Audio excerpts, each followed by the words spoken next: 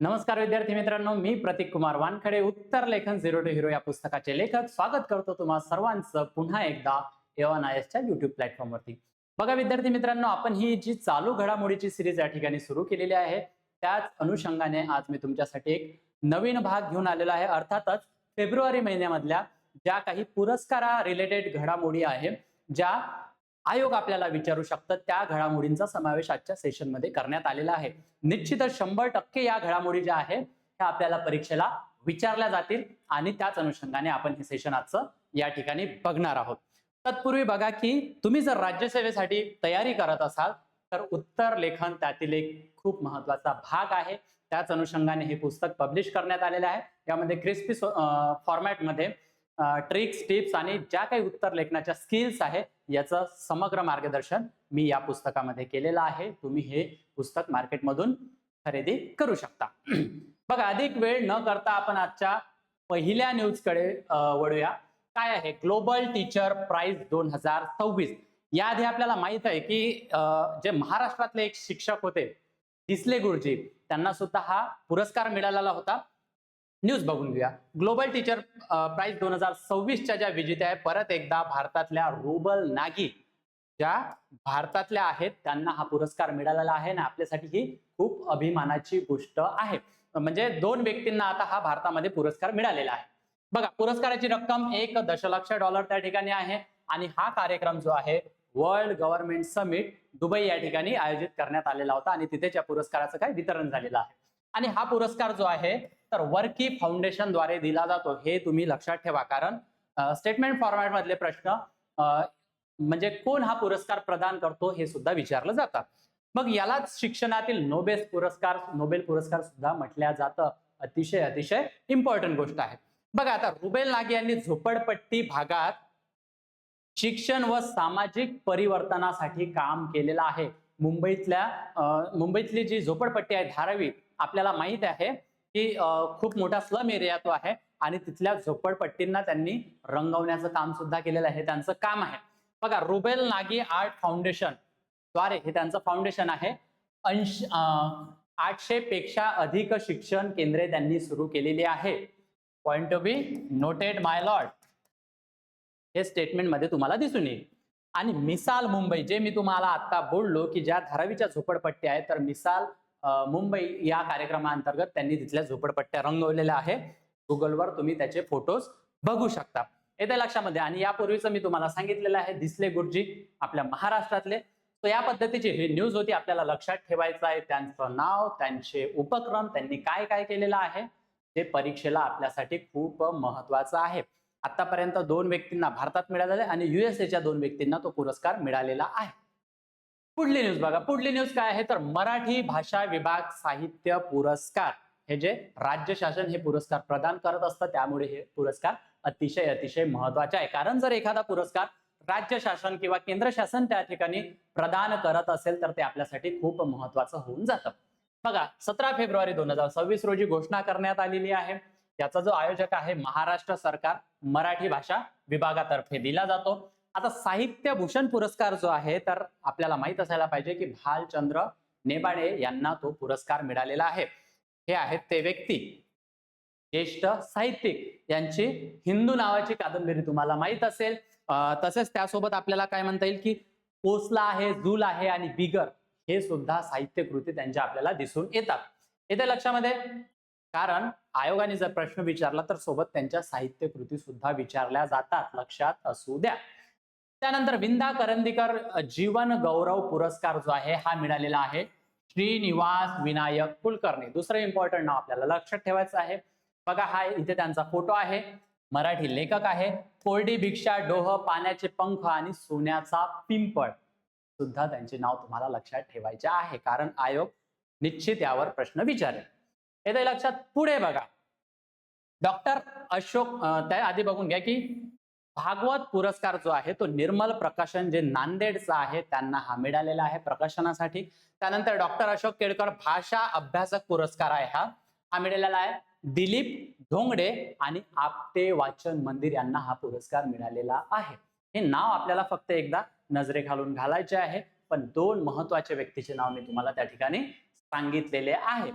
सोबतच या पुरस्कारामध्ये अजून कोणाला मिळालेला आहे तर कविवर्य मंगेश पाडगावकर, भाषा संवर्धक, ज्यांनी भाषाचं संवर्धन केलं त्यासाठी तो पुरस्कार आहे. विनोद नारायण कुलकर्णी आणि सोबतच कर्नाटक राज्य मराठी काय आहे साहित्य परिषद. हे आपल्यासाठी खूप महत्वाचं होऊन जातं, कारण या पद्धतीचे ऑप्शन जर आपल्याला तिथे दिसले आणि कर्नाटक त्या ठिकाणी नाव आहे, सो ही गोष्ट काय आहे इंटरेस्टिंग आहे. कर्नाटक राज्य मराठी साहित्य परिषद यावर प्रश्न बनणार. त्यानंतर कलारत्न जे पुरस्कार आहे आपल्याला माहित आहे की मराठी जे म्युझिक कंपोजर आहे, म्हणजे गाणे तर हिंदीत पण बनवतात आणि आपल्या महाराष्ट्राचे ते आहे सुपरहिट जोडी, नाव तुमच्या तसंच लक्षात येईल, अजय व अतुल गोगावले. इथे लक्षात. त्यानंतर बघा विश्व मराठी संमेलन विशेष पुरस्कार, हा जो विशेष पुरस्कार आहे हा प्रथमच त्या ठिकाणी प्रदान करण्यात येतोय. सो आपल्यासाठी ज्या काही मग प्रथम झालेल्या गोष्टी असतात त्या आपल्यासाठी खूप महत्वाच्या असतात. प्रश्न त्यावर विचारला जाईल. बघा शांती ब्रह्म गुरुवर्य मारुती बाबा कुरेकर हे नाव लक्षात असू द्या. सांगत आहे की हे इम्पॉर्टंट आहे, जे की आनंदाचे आहे. आणि स्वरूप काय आहे तर मानपत्र, सन्मान चिन्ह आणि 5 लाख रुपये अशा पद्धतीची त्या ठिकाणी रक्कम आपल्याला त्या पुरस्काराची दिसून येते. येते लक्षात. महाराष्ट्र शासनाचा असल्यामुळे तो आपल्यासाठी खूप इम्पॉर्टंट तो पुरस्कार बनून जातो.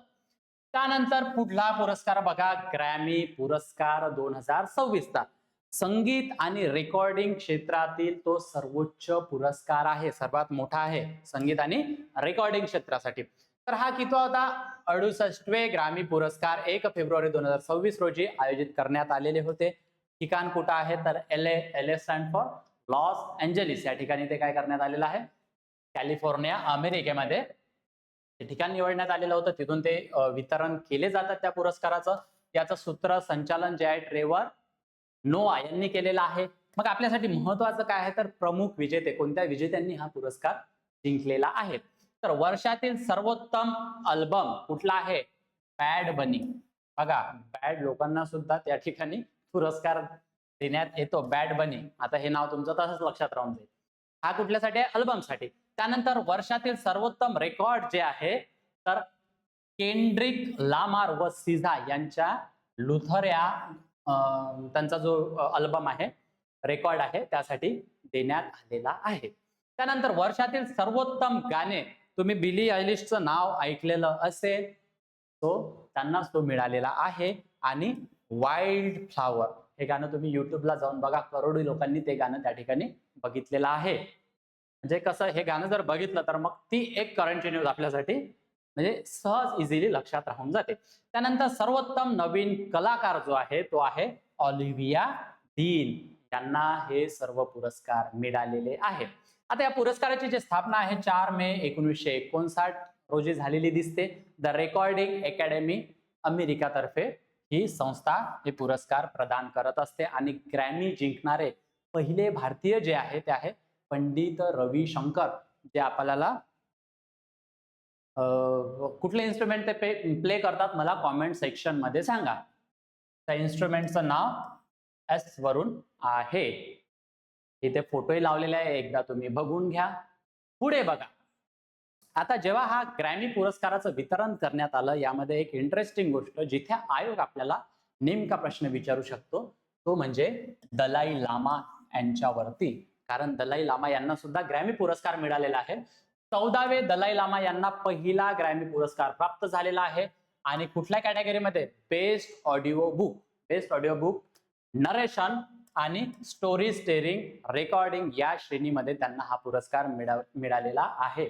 आपल्यासाठी खूप इम्पॉर्टंट आहे, हे आपल्याला माहीतच असायला पाहिजे. Meditations the book of Joy या ऑडिओसाठी हा पुरस्कार आहे. बघा कुठल्या कॅटेगरीमध्ये मिळालेला आहे, कुठल्या श्रेणीमध्ये मिळालेला आहे आणि कुठल्या ऑडिओसाठी मिळालेला आहे, ह्या सुद्धा गोष्टी इक्वली इम्पॉर्टंट होतात. कारण जेव्हा आपल्याला स्टेटमेंट या ठिकाणी विचारण्यात येईल तर हेच स्टेटमेंट उचलून त्या ठिकाणी ठेवण्यात आलेले तुम्हाला दिसून येईल. बघा मग आता ही झाली करंटची न्यूज, पण त्यासोबत आपल्याला स्टॅटिक पोर्शन सुद्धा विचारल्या जातं. तो दलाई लामा बद्दल आपल्याला काही फॅक्ट्स माहिती असणं आवश्यक आहे.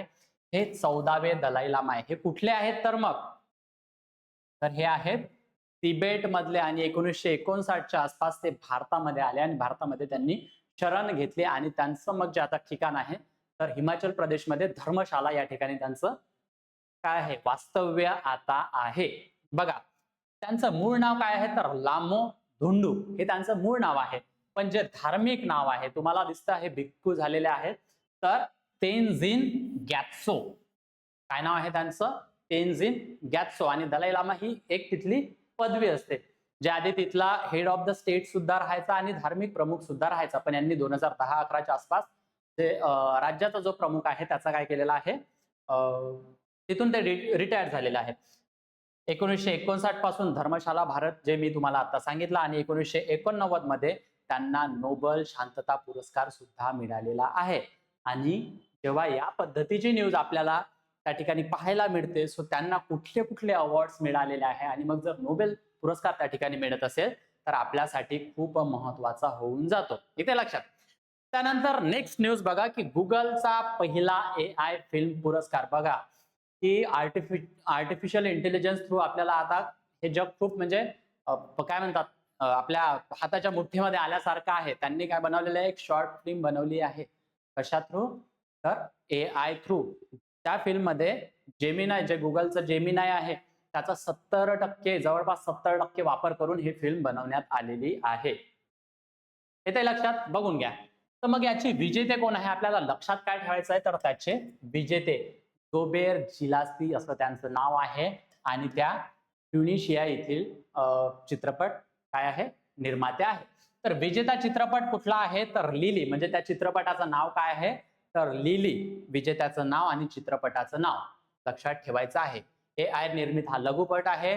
बक्षीस काय 1 दशलक्ष अमेरिकन डॉलर्स ते बक्षीस मिळणार आहे आणि पुरस्कार वितरण दुबई या ठिकाणी पार पडलं. सो दुबई सुद्धा आपल्याला लक्षात असणं आवश्यक आहे. इथे लक्षात. त्यानंतर बघा कार्यक्रम 1 बिलियन फॉलोअर समिट जे दुबईला ठेवण्यात आलेली होती तिथं आयोजन करण्यात आलेलं होतं त्यामध्येच या पुरस्काराचं वितरण झालेलं आहे. बघा आता ही समिटची आज 4थी आवृत्ती होती कुठल्या या समिटची फॉलोअर समिट जी आहे कालावधी 9 ते 11 जानेवारी 2026 ठिकाण दुबई. समिटची थीम जे काय होती कंटेंट फॉर गुड आणि जेव्हा अशा थीम त्या ठिकाणी आपल्याला दिसून येतात तर आयोग थीमला धरून सुद्धा प्रश्न विचारतो. सो थीम सुद्धा आपल्यासाठी महत्वाची आहे. त्यानंतर उद्देश काय आहे तर सकारात्मक व समाज हितासाठी काय आहे समाज हितासाठी डिजिटल कंटेंटच्या निर्मितीला प्रोत्साहन देण्यासाठीचा हे काय आहे त्याचा उद्देश आपल्याला त्या ठिकाणी दिसून येतो. आता हे जे लिली आहे याला त्याची स्टोरी काय आहे 1 मिनिटामध्ये मी तुम्हाला सांगतो की एक व्यक्ती असतो तो कारनी जात असतो आणि कारनी जाता जाता एका माणसाला उडवतो आणि त्याच्या डंपरला जी आहे ही जी बाहुली तुम्हाला दिसतात ती अडकलेली असते आणि त्याचा आत्मा म्हणून त्याच्या मागे लागलेली असते. अशा पद्धतीचं ते ती स्टोरी आहे. आणि काय होतं की त्याला जो इतका धसका बसतो त्याचा तर तो स्वतःहून कबुली करतो की त्याच्या हातून काहीतरी असं कृत्य झालेलं आहे ज्याची तो काय करतो म्हणजे त्या सगळ्या त्याच्या मनाला त्या गोष्टी भिडतात आणि ते सत्य बाहेर येतं. असो हे मी यासाठी सांगितलं की ते स्टोरी तुमच्या लक्षात राहावं जेणेकरून काय आहे तर ती जर त्या पद्धतीचा प्रश्न तुम्हाला आला तर ही स्टोरी तुम्हाला तिथे आठवेल. त्यानंतर क्रोफर्ड पुरस्कार 2026 अतिशय महत्वाचा पुरस्कार आहे. हा कुणाला मिळालेला आहे तर वीरभद्रन रमणानाथन यांना मिळालेला आहे. आता हे नाव जरी भारतीय दिसत असलं पण ते फक्त भारतीय वंशाचे आहे. भारतीय नाही भारतीय वंशाचे आहे ते लक्षात. त्यानंतर पुरस्काराचे महत्व काय तर भूविज्ञानातील नोबल असं त्या पुरस्कारा म्हणलं जातं. आणि मला वाटतं की क्रोफर्ड पुरस्कारावर या आधी सुद्धा प्रश्न किंवा ऑप्शन मध्ये तो क्रोफर्ड पुरस्कार त्या ठिकाणी ठेवण्यात आलेला होता. सो आयोगाचं या पुरस्कारावरही लक्ष असेल. त्यानंतर नोबेलमध्ये समाविष्ट नसलेल्या विषयांसाठी हा पुरस्कार दिला जातो. आपल्याला माहित आहे की नोबेल च्या ज्या कॅटेगरी आहेत त्याच्या व्यतिरिक्त या पुरस्काराला त्या विषयांसाठी हा पुरस्कार दिला जातो. मग यांचं वैज्ञानिक योगदान काय आहे तर हरितगृह वायूंवरील म्हणजे ज्याला आपण ग्रीन हाऊस गॅसेस म्हणतो यावर त्यांनी संशोधन केलेलं आहे. अतिशय महत्वाचं संशोधन केलेलं आहे. त्याच अनुषंगाने हा पुरस्कार देण्यात आलेला आहे. त्यानंतर CFC म्हणजे क्लोरोफ्लोरो कार्बन वायूंच्या उष्णतेवर मोठा परिणाम यांनी त्या ठिकाणी शोधलेला आहे. आपल्याला माहित आहे सायन्समध्ये किंवा एन्व्हायरमेंटमध्ये CFC वर सुद्धा प्रश्न विचारलेले आहेत. आणि जे जसं की AC आहे, रेफ्रिजरेटर आहे, यामधून त्या CFC ची निर्मिती होत असते आणि त्यांनी काय होतं, ओझोन लेअरचं डिप्लेशन होतं. येते लक्षामध्ये. त्यानंतर बघा, हवामान बदलात अनेक वायूंची भूमिका त्यांनी स्पष्ट केलेली आहे. हे त्यांचं योगदान आहे. त्या योगदानाबद्दल त्यांना पुरस्कार मिळालेला आहे. या पुरस्काराची स्थापना जी आहे ते 1980 या साली करण्यात आली. Royal Swedish academy of science तर्फे हा पुरस्कार दिला जातो आणि गणित, खगोलशास्त्र, भूविज्ञान, जैवविज्ञान या विषयासाठी हा पुरस्कार दिला जातो. नाव लक्षात ठेवायचं आहे. काय आहे नाव एकदा बघून घ्या, रमनाथन. पुढे न्यूज बघा, पुढील न्यूज काय आहे. या लेडी तुम्हाला दिसतात, क्वीन मदर ऑफ भूतान. म्हणजे भूतानच्या त्या कोण आहेत, राजमाता.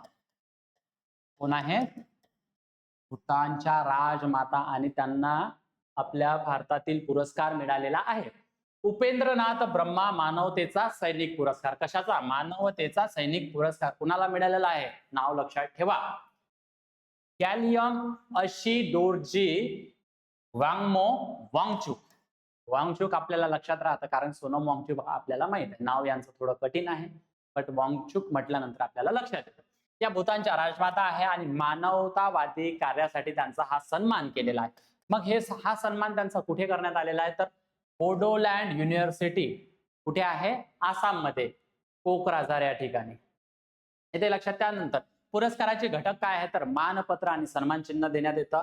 आणि सर्वात महत्वाचं, जर यावर प्रश्न बनला तर बोडो परंपरागत वस्त्रे त्या ठिकाणी देण्यात येतात. मग आयोग काय करतो, अशी जर एखादी स्पेशल गोष्ट असली तर ते आपल्या क्वेश्चन मध्ये मेन्शन करत असतो. त्यामध्ये रोख रक्कम आहे 2 लाख रुपये. आणि हा पुरस्कार म्हणजे करुणा, सेवा आणि सामाजिक नेतृत्वाचा काय आहे, तो एक सन्मान आहे. तो या अनुषंगाने त्यांना हा पुरस्कार मिळालेला आहे. आणि या पुरस्काराची जी स्थापना आहे ती 2004 मध्ये करण्यात आलेली होती. आणि नावातच, पुरस्काराच्या नावातच आहे. सो ते उपेंद्रनाथ त्याचे संस्थापक आहेत. इथे लक्षात. पुढली न्यूज बघा, काय आहे, FIPI federation of Indian petroleum industry. हा पुरस्कार कोणाला मिळालेला आहे, तर ऑइल इंडिया लिमिटेड. आणि याच ऑइल इंडिया लिमिटेडला 2023 मध्ये महारत्नाचा सुद्धा दर्जा मिळालेला होता. कधी, 2023 मध्ये. आणि 2024 मध्ये अजून एका हिंदुस्तान एरोनॉटिकल HAL ज्याला आपण म्हणतो, याला 2024 मध्ये मिळालेला आहे. 2023 मध्ये महारत्नाचा दर्जा कुणाला, ऑइल इंडियाला मिळालेला आहे. सो एकूण आता आपल्याकडे महारत्न कंपन्या किती झालेल्या आहेत, 14 महारत्न कंपन्या त्या ठिकाणी झालेल्या आहेत. तो ही सुद्धा गोष्ट परीक्षेला विचारली जाऊ शकते. आणि यांनाच हा FIPI पुरस्कार मिळालेला आहे. तेल व वायू उत्पादन कंपनी ऑफ द इयर. तेल व वायू उत्पादन कंपनी ऑफ द इयर. त्यानंतर भारतातील पेट्रोलियम क्षेत्रातील हा महत्वाचा सन्मान आहे. ऊर्जा क्षेत्रातील उत्कृष्ट कामगिरी केल्याबद्दल हा पुरस्कार प्रदान करण्यात येतो. मग हा कार्यक्रम कुठे घेण्यात आलेला होता, तर इंडिया एनर्जी वीक जे आहे, जे गोवा या ठिकाणी भरवण्यात आलेली होती.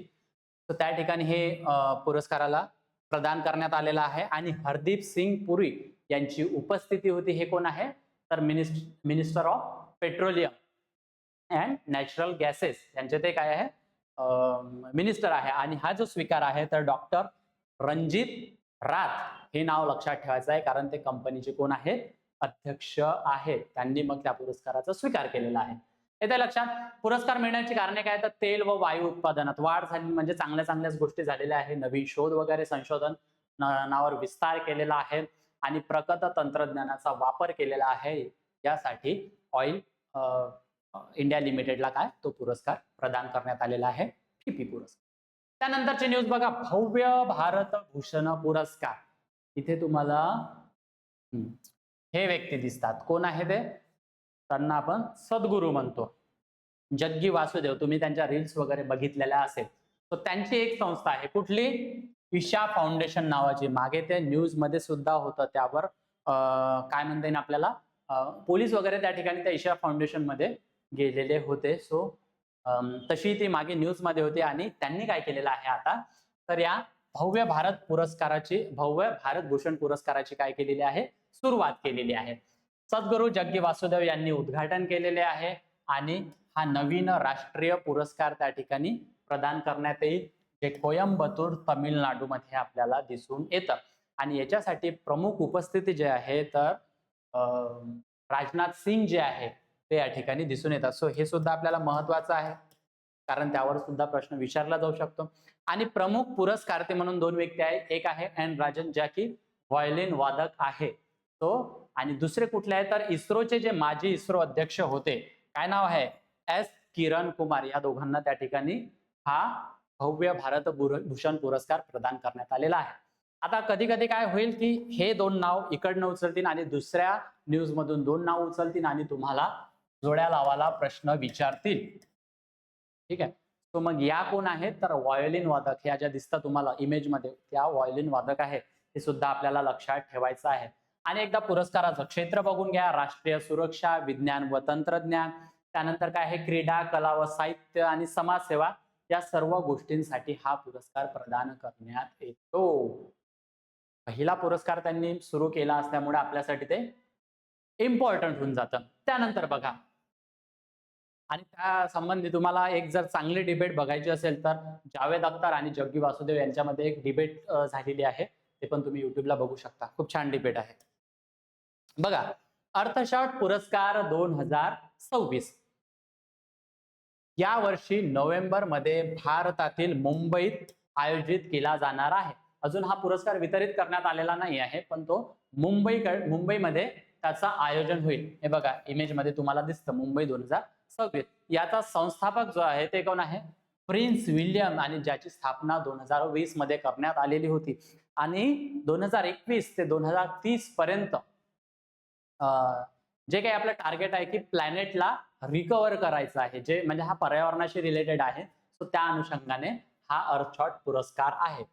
याची घोषणा कुठे करण्यात आली तर मुंबई क्लायमेट वीक, जे मुंबईला झालेली होती, आपण या अनुषंगाची न्यूज आपल्या मागच्या लेक्चर मध्ये बघितलेली आहे. मग या पुरस्काराची वैशिष्ट्ये काय आहे तर दरवर्षी 5 विजेते हे निवडले जातील. किती? 5 विजेते निवडले जातील. आकडा लक्षात असू द्या. प्रत्येकाला सुमारे 1 दशलक्ष पाऊंड हा पुरस्कार दिला जाणार आणि पर्यावरण सुधारण्यासाठी नाविन्यपूर्ण उपायांना काय आहे, प्रोत्साहन देण्यासाठीचा हा पुरस्कार आहे. मग आता याच्यामध्ये मुंबईचीच निवड का करण्यात आली तर बघा की भारताची वाढती हवामान नेतृत्व भूमिका, मुंबई त्या ठिकाणी त्यांचा काय म्हणतात आपल्याला, त्यांनी कोणता शब्द आहे तो, कॉन्ट्रीब्युशन त्या ठिकाणी मुंबईने केलेला आहे. त्यानंतर हरित तंत्रज्ञान आणि नवकल्पनांमध्ये प्रगती त्या ठिकाणी त्यांना दिसून आलेली आहे आणि जागतिक स्तरावर प्रभावी उपाय विकसित करण्याच्या दृष्टीने सुद्धा त्यांची ती क्षमता आहे. या सर्व गोष्टींना कन्सिडर करून मुंबईमध्ये ते ठेवण्यात आलेलं आहे. तो 2021 ते 2030 मध्ये, म्हणजे 2030 पर्यंत आपल्याला हा जो ग्रह आहे तो रिकव्हर करायचा आहे. त्या दृष्टीने प्रोत्साहनपर तो पुरस्कार होता. सध्या मुंबई तुम्ही लक्षात ठेवा. त्यानंतर बघा की बाफ्टा चित्रपट पुरस्कार 2026, बाफ्टावर याआधी प्रश्न विचारून गेलेला आहे. बघा, बाफ्टाचा फुल फॉर्म काय आहे की ब्रिटिश अकॅडमी फिल्म अवॉर्ड, ज्याला आपण म्हणतो, आणि याची हे 79वी आवृत्ती होती. ठिकाण रॉयल फेस्टिवल हॉल, आणि याचे जे आयोजक आहे British academy of film and television arts, हे त्याचे कोण आहेत, आयोजक आहेत. स्थापना याची 1949 वर्षी आपल्याला दिसतात.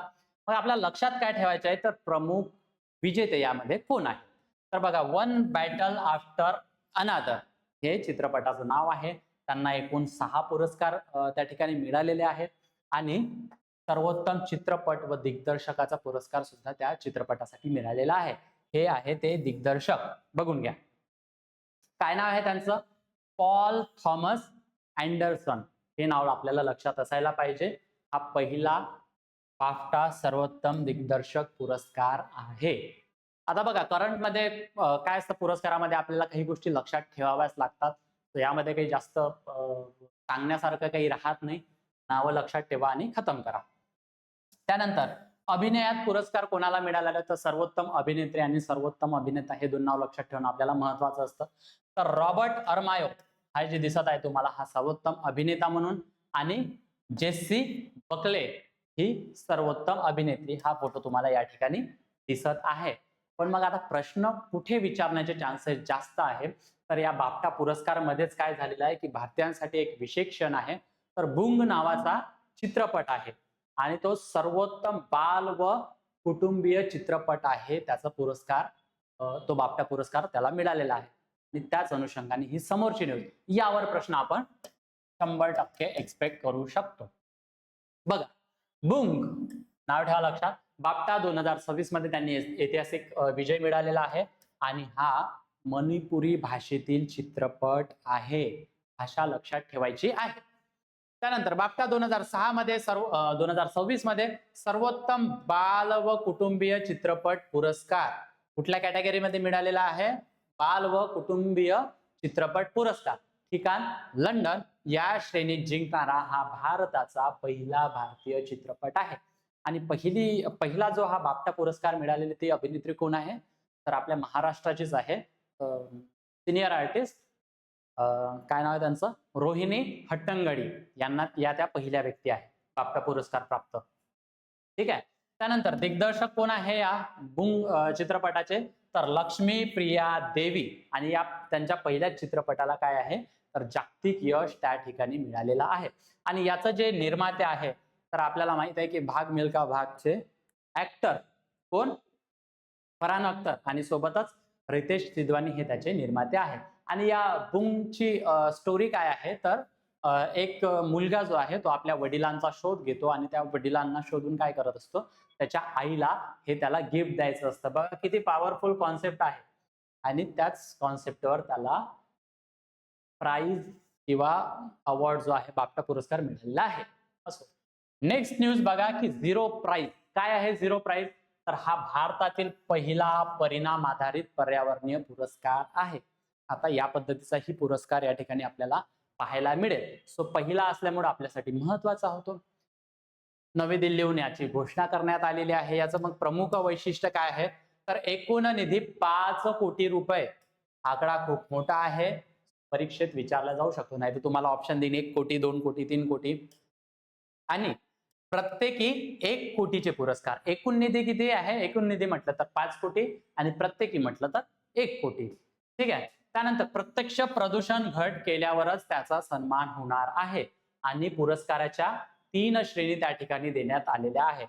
वायू प्रदूषण, जल प्रदूषण आणि भू प्रदूषण. या गोष्टी आपल्याला इझिली लक्षात राहतात. पण कन्फ्युजन कुठे होईल तर 5 कोटी हे आहे आणि प्रत्येकाला 1 कोटी आहे. सो आपल्याला 5 लोक त्या ठिकाणी लागतील तेव्हा ते 5 कोटी वितरित होईल. पण आपल्याकडे कॅटेगरी जी आहे, श्रेणी ज्या आहे त्या किती आहेत तर 3. येते लक्षामध्ये. जीरो प्राइस क्या है तो अभी हमने इसको डिस्कस कर लिया. आता बघा की अंमलबजावणी करण्यासाठीची मग संस्था कुठली आहे? कुठला झिरो प्राइस त्या अंमलबजावणीसाठी? School of policy and governance ही एक संस्था आहे. आणि CSR कॉर्पोरेट सोशल रिस्पॉन्सिबिलिटी व सामाजिक निधीद्वारे याला पाठबळ त्या ठिकाणी देण्यात येईल. मग याची मोजमाप पद्धती कशी राहणार आहे तर वायू प्रदूषण. ज्या वायू म्हणजे आपल्याकडे ज्या 3 श्रेणी आहेत त्यामधलं पहिलं जे आहे वायू, तर कणीय प्रदूषण मापन करेल. आता कणीय प्रदूषण म्हणजे काय की पर्टिक्युलेट मॅटर 2.5 आणि ज्याला आपण PM10 म्हणतो, या 2 गोष्टींचा आधार घेऊन त्या ठिकाणी त्याचं मापन करण्यात येईल. लक्षात असू द्या. त्यानंतर पाणी आहे. आता या श्रेणीमधलं कसं मोजमाप करण्यात येईल तर BOD आणि COD. BOD आणि COD म्हणजे काय होतं? Chemical oxygen demand. आणि BOD म्हणजे बायोकेमिकल ऑक्सिजन डिमांड.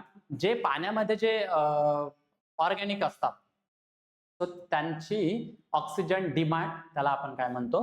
BOD. आणि हा जर BOD वाढत असेल, BOD वाढला तर काय होतं तर याचाच अर्थ काय होतो? प्रदूषण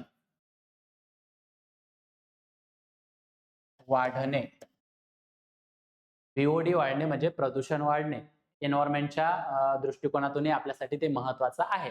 येते लक्षात. सो पाण्यासाठी ते. आणि मग जमिनीसाठी काय तर कचरा व्यवस्थापन व गळती तपासणी. म्हणजे जे वेटलँडला जे महत्व आहे ते त्याच पद्धतीचं मोजमाप पद्धती आपल्याला त्या ठिकाणी दिसून येते. मग याची पात्रता काय आहे तर स्टार्टअप, एनजीओज, कंपन्या, महानगरपालिका, संशोधन संस्था, वैयक्तिक नव उपक्रम जर तुम्ही केलेले असेल आणि त्यामध्ये जर तुम्ही काम केलेलं असेल तो प्रत्यक्ष प्रोजेक्ट तुमच्याकडे असेल त्यांना हा पुरस्कार देण्यात येणार आहे.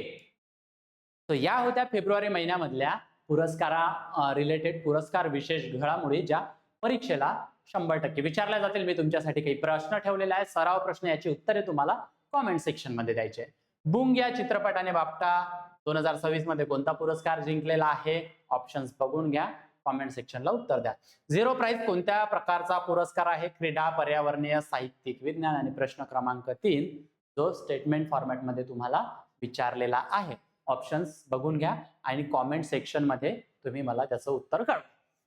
तुम्ही जर राज्यसेवेसाठी प्रिपरेशन करत असाल तर आम्ही समर्पण बॅच या ठिकाणी लॉन्च केलेली आहे. कॉम्प्रेसिव्ह पद्धतीने त्या ठिकाणी तुमची प्रिपरेशन करून घेतल्या जाईल. उत्तर लेखनाला विशेष महत्त्व देण्यात आलेलं आहे आणि विशेष म्हणजे की लाईफ टाईम व्हॅलिडिटी याची जी बॅच आहे ते लाईफ टाईम मध्ये तुम्हाला मिळणार आहे आणि लाईव्ह प्लस अनलिमिटेड त्या ठिकाणी तुम्हाला काय सेशन्स अवेलेबल होणार आहे. एक्सपिरियन्स टीम आहे, निलेश सर, विवेक सर, दीपक सर आणि अभिलाष सर सोबत मी सुद्धा तुम्हाला यामध्ये करंट अफेअर मध्ये असणार आहे. आणि तुम्हाला जर ही PDF लागत असेल तो टेलिग्राम चॅनलला तुम्ही @MPSC_AONIS याला तुम्ही जॉईन करू शकता. तिथे ही PDF तुम्हाला अवेलेबल होईल आणि तुम्हाला ऍडमिशन रिलेटेड किंवा इतर बाबीशी रिलेटेड काही क्वेरीज असतील तर तुम्ही अकॅडमीच्या कॉन्टॅक्ट मोबाईल नंबरवर काय कॉन्टॅक्ट करू शकता. निश्चितच हे सेशन तुम्हाला आवडलं असेल. परत भेटूया आपण एका नवीन सेशन सोबत, नवीन टॉपिकला घेऊन. आता इथेच थांबूया. धन्यवाद.